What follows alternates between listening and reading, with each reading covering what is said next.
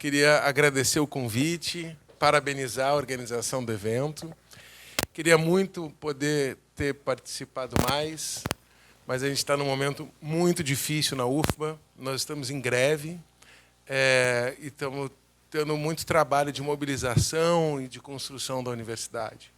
E greve, nesse contexto que a gente está vivendo, é muito difícil, porque a gente tem que defender um direito coletivo, tem um altruísmo da nossa parte, que é a defesa de uma universidade pública, num governo democrático, mas que é uma situação muito delicada, porque a gente está vivendo uma ameaça do fascismo, do autoritarismo, intimidações. E isso não é só do outro lado, a gente internalizou essas violências. Então, por incrível que pareça, as pessoas que sabotam a greve, que sacaneiam, que difamam, são as pessoas que estão no nosso campo político, digamos assim, abertamente democratas e que escrevem artigos devastadores, sacanagens. Então, eu achava que ia ser uma greve tão proveitosa no momento político que a gente está vivendo, né? E está um momento muito difícil, e por isso que não tem tanta gente da UFBA, e por isso que eu não pude estar aqui antes. Agora, além disso, eu, pessoalmente, estou vivendo um momento mais difícil ainda, pessoalmente. Eu sou gaúcho e sou de Porto Alegre. Eu tenho familiares que estão morando na casa de alguém, outro de outro, amigos. É devastador o que está acontecendo lá. E eu sinto uma falta de sensibilidade aqui na Bahia e no Brasil, e de solidariedade com o povo gaúcho. Porque há uma imagem que se projetou no país dessas divisões, de um certo privilégio do Sul e tal, sabe? E não se entende o que o povo gaúcho está sofrendo. Eu tenho parentes que são do MST e vivem num assentamento do outro lado do Guaíba. Eles estão bem, eles falam, estou super bem, está todo mundo bem. Eles não estão bem. Mas eles dizem que eles estão bem porque quem está do lado está muito pior. A lavoura de arroz orgânico que o MST planta, assim, acabou. Eu não sei para quanto tempo que acabou. Porque a lama tóxica que sobrepôs a lavoura, ela não vai ser tirada em 5 dias.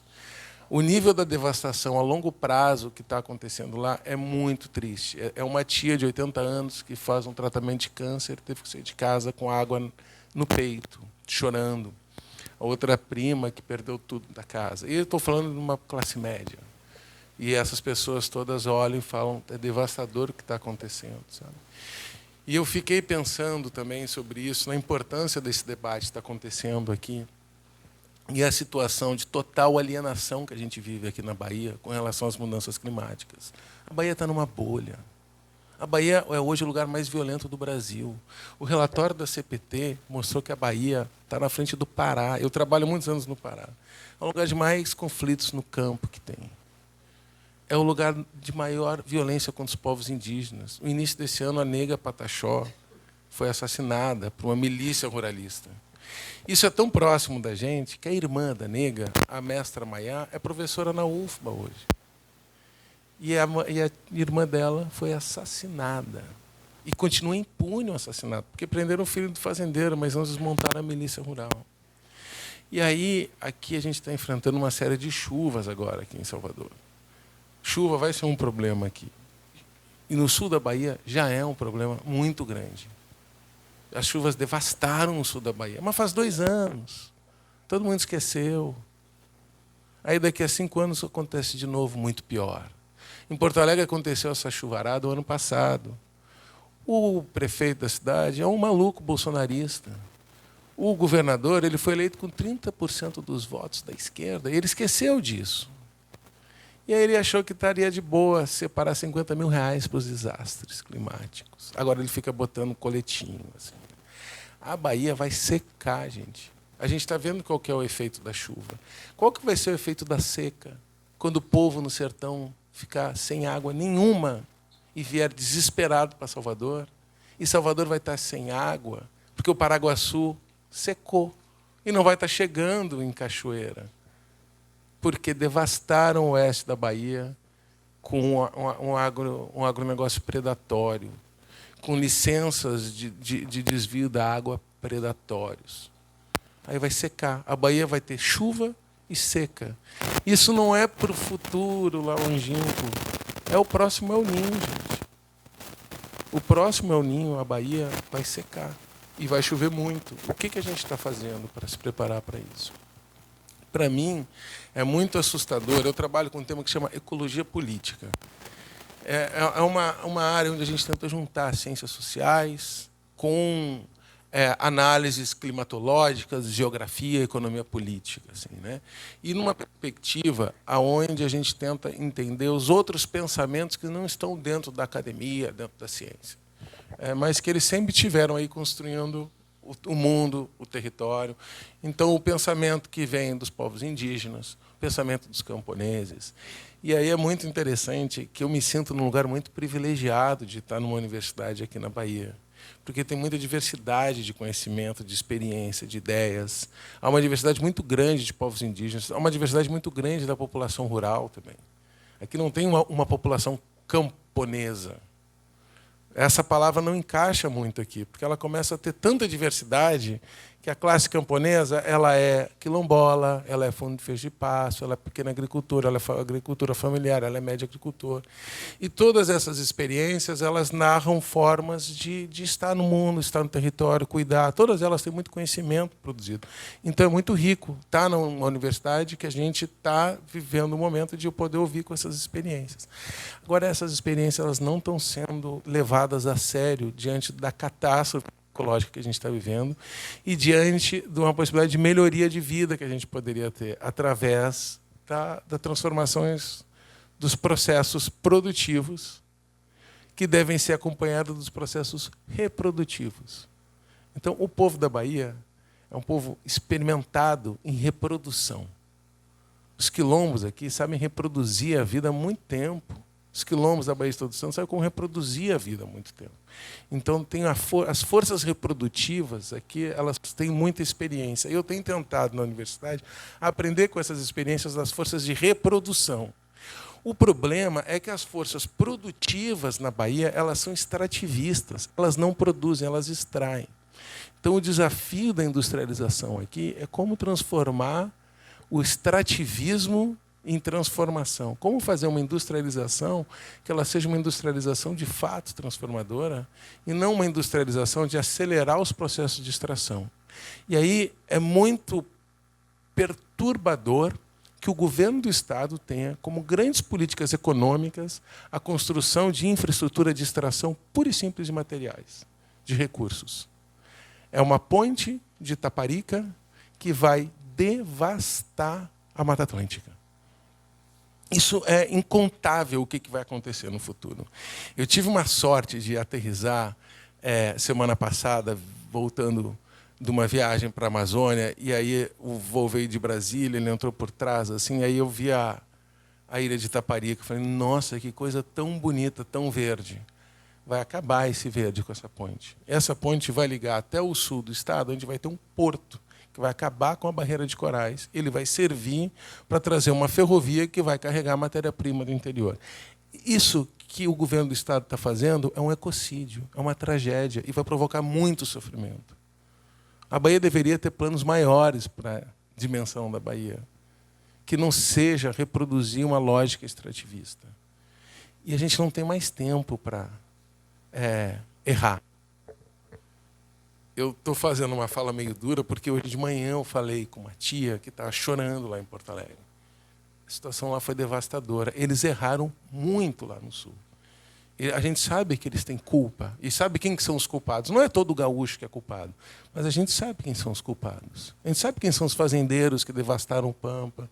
Sabe quem são os industriais. Não adianta a Gerdau fazer propaganda de que ela está investindo em transição energética, com o que a Gerdau fez no Sul e que levou mesmo às condições dessas mudanças climáticas lá. A gente sabe quem são os devastadores da Amazônia, que também são do Sul. O Sul eles estão sofrendo o que uma parte de lá produziu. Aqui a gente vai também ter um futuro assim. Eu acho que a gente tem que ter uma preocupação muito grande sobre que tipo de industrialização que vai ter a Bahia. Quais são os processos produtivos que são acompanhados dos processos reprodutivos aqui. Como que se pode fortalecer uma melhoria da qualidade de vida, digamos assim, em direção a um bem viver que não é um bem viver estereotipado, mas é um bem viver de melhoria das condições de vida daquela população. O povo da Bahia viver melhor. Como que isso pode acontecer, essa industrialização? Eu peço desculpas por não ter acompanhado o debate que me antecedeu, porque eu imagino que devem ter muitas ideias muito positivas aqui. Eu acho que não basta a gente trazer uma indústria chinesa de produção de carro elétrico, achando que os carros elétricos vão salvar. De onde é que vem a mineração do carro elétrico? Do lítio verde extraído em Jequitinhonha, gente? Não dá, né? Substituir essa quantidade de carros por carro elétrico, elitizar ainda mais a mobilidade numa cidade tão desigual, é isso que vai salvar o carbono? Quais que são as reais questões que são colocadas pelo povo aqui que poderiam provocar melhorias? E é uma situação que eu acho que tem muito contraste também, porque a Bahia é um lugar especial em termos de diversidade ecológica. Tem muitos biomas aqui. Aqui tem Caatinga, aqui tem Mata Atlântica. A Mata Atlântica daqui ela é muito variável, ela não pode ser enquadrada num panorama, porque tem uma Mata Atlântica aqui que parece a Amazônia, tem a Mata de Restinga. A Mata Atlântica na Bahia é muito longa e muito diversa. Aí tem o Cerrado, que também é muito múltiplo.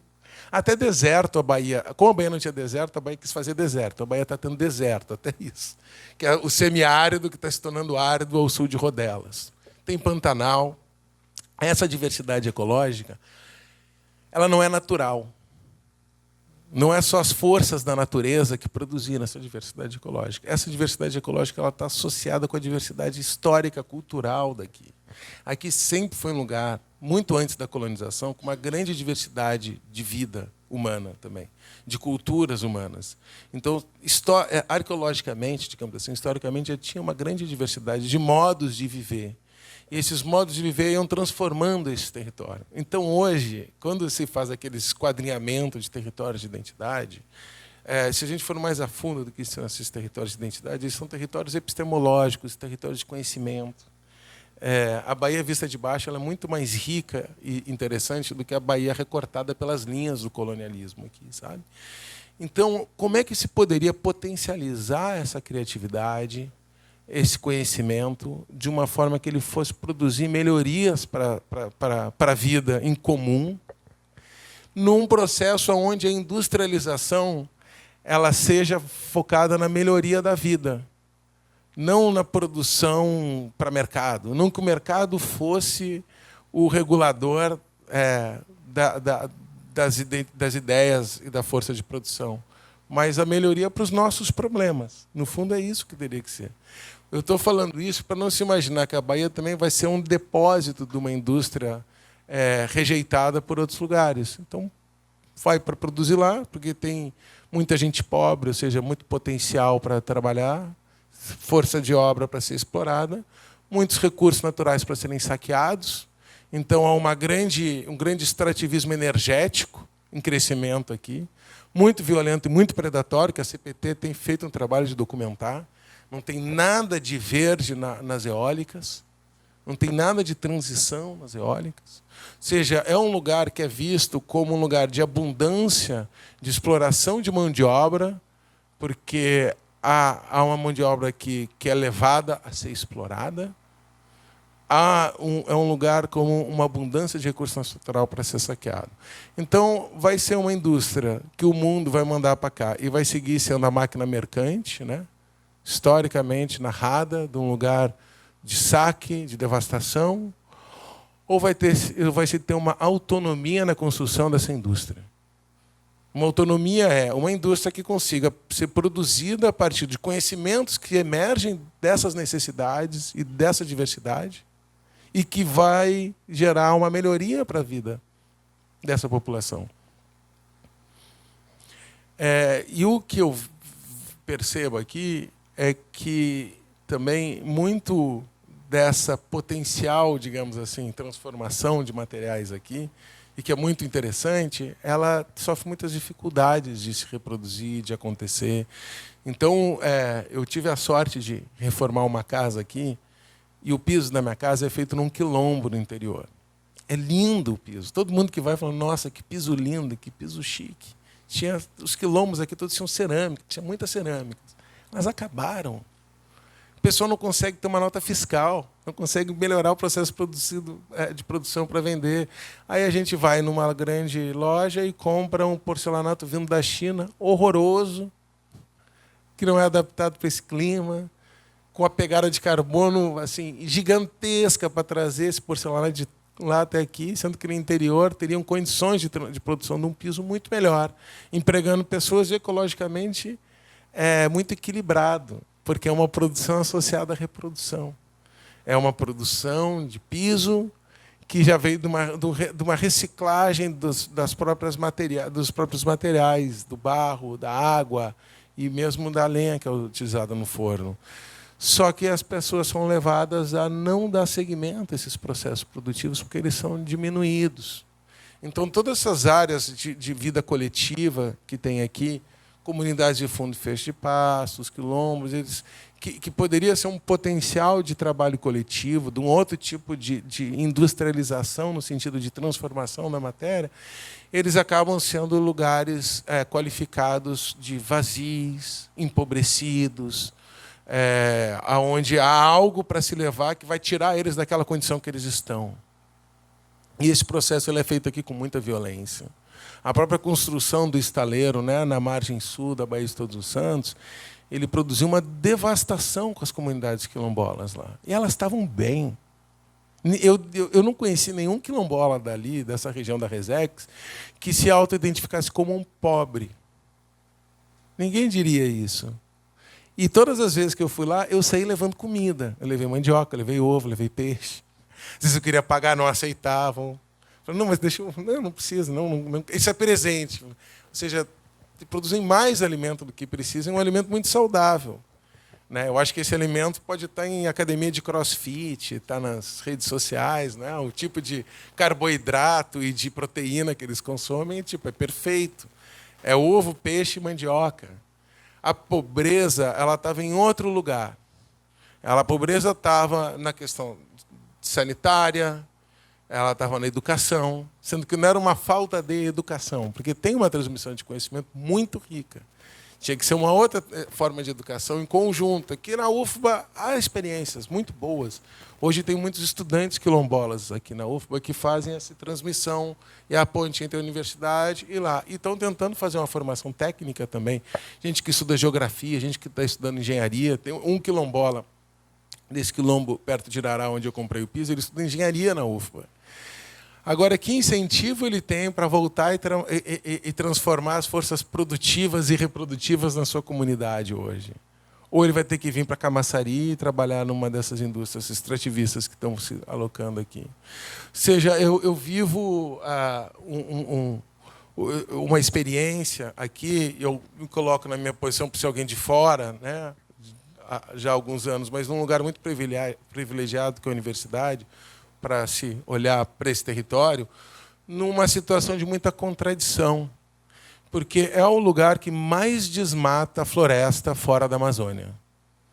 A Bahia é campeã do desmatamento de biomas, a gente poderia colocar no plural. A Bahia não se contenta só de desmatar o Cerrado, a Bahia desmata o Cerrado, desmata a Mata Atlântica. A Bahia é democrática no desmatamento, desmata tudo que vem pela frente. Caatinga também desmata. Tem árvore, a Bahia desmata. É uma tragédia. A Bahia está na frente de Rondônia de índice de desmatamento. Tipo, é o quarto estado no Brasil. Está atrás do Pará, do Amazonas, que são gigantescos, e Maranhão. Mas está ali pau a pau com Rondônia, na frente do Acre. Está atrás do Mato Grosso. Isso é terrível. Ao mesmo tempo, e essa devastação ela é junto com a devastação humana. Isso é muito triste. Ou seja, a gente está vendo um momento que a gente deveria ter um alerta da tragédia que está sendo produzida na Bahia. A Bahia deveria ser um dos lugares hoje de grande debate climático. Infelizmente, a visão global olha para o Brasil, o que importa é a Amazônia. E isso permite que os devastadores possam agir livremente aqui na Bahia. Porque está devastando só Cerrado, é só Caatinga, é o nada. E a gente deveria ter tanta atenção pelo Cerrado, pela Caatinga e pela Mata Atlântica, quanto tem pela Amazônia. Isso também está sendo feito junto com violência contra as populações que vivem nessas regiões. E o outro lado da contradição é que as vozes dessas pessoas, que são vistas como defensores ambientais, lideranças comunitárias, lideranças indígenas, matriarcas, mães de santo, são muito boas, são muito inteligentes, são muito talentosas, têm muita música, muita cultura, muita criatividade. E isso deveria gerar processos que poderiam ser, digamos, espalhados, como numa linguagem de negócios, assim, a gente poderia falar de outras expressões, assim, de como isso pode ser reproduzível, pode ser ideias. Isso está sendo saqueado por agências de publicidade e tal, que aqui muitas vezes não se vê, mas as ideias, sim, elas estão circulando. Mas assim é um potencial que é desperdiçado e ele é devastado, né?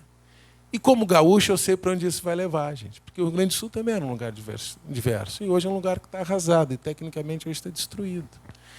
Então, qual é o papel da indústria? Como poderia ser uma industrialização na Bahia diante da diversidade ecológica que tem aqui, que é única no país? Não tem nenhum estado que tem tanta diversidade ecológica como a Bahia. Da diversidade cultural que é a Bahia. Esqueçam baianidade e tal, esses mitos racistas daqui. A Bahia é muito mais diversa. A Bahia tem 30 povos indígenas diferentes. A Bahia tem uma diversidade de população negra rural extraordinária. Não é só quilombo, é quilombo, fundo de passo, terreiro. É muita diversidade de formas de estar. Ou seja, diante das diferenças, das diversidades que são potencial, como é que poderia se construir uma nova indústria a partir dessa diversidade como um potencial? E não essa diversidade como um problema a ser homogeneizado. Isso não é uma pergunta fácil. Isso é uma pergunta muito difícil, porque o mercado tende a homogeneizar, o consumo tende a homogeneizar, e aqui, a gente, no sul global, na América Latina, somos inseridos dentro de um sistema mundo onde o que interessa para o capital e para o grande mercado consumidor é um tipo de saque. É o que serve à Europa, à China, aos Estados Unidos. Mas não serve para a gente aqui, só que a gente se coloca de uma forma meio subserviente. Como é que a gente poderia se construir uma autonomia para construir uma indústria que venha a resolver os problemas do povo da Bahia? Essa é uma questão ampla e que me faz pensar. Eu não acho que a gente vai ter uma resposta, mas eu acho que a gente precisa caminhar com essa pergunta e tendo muito evidente, assim, muito firme, que a não discutir essa pergunta produz muita violência e muita devastação. Não aceitar muito passivamente o que está sendo dado como uma solução externa, porque a situação daqui está muito difícil. E aí, para usar uma expressão, para finalizar, né, de uma pajé do povo Tuxá, com quem eu tive há um mês atrás, na beira do Rio São Francisco, ela lutando em defesa do rio, uma pessoa muito bonita, que quer salvar o Rio São Francisco. Aí eu perguntei para ela, mas a senhora acredita que então pode melhorar? Ela, isso aqui não vai melhorar nunca, só vai piorar. E eu fiquei pensando assim, muito sobre isso. Assim. Então, vai piorar, mas a gente vai ter que ver como que a gente vai enfrentar. Porque a situação está ruim, ela vai piorar. Ou seja, não vamos ser ingênuos de achar que vai facilitar as coisas. Não, a situação aqui está muito difícil. A tendência é que piore muito nos próximos anos com as mudanças climáticas. Então, isso significa não nos desmobilizar, ao contrário. É por isso que a gente precisa agir mais, pensar mais e ser mais criativos nesse momento histórico que a gente está vivendo, de uma democracia em disputa, de governos locais e estaduais, digamos, favoráveis e interessados, de cada um à sua maneira, mas a gente tem que ser mais criativos e encarar de frente o problema gigante que está crescendo. Obrigado.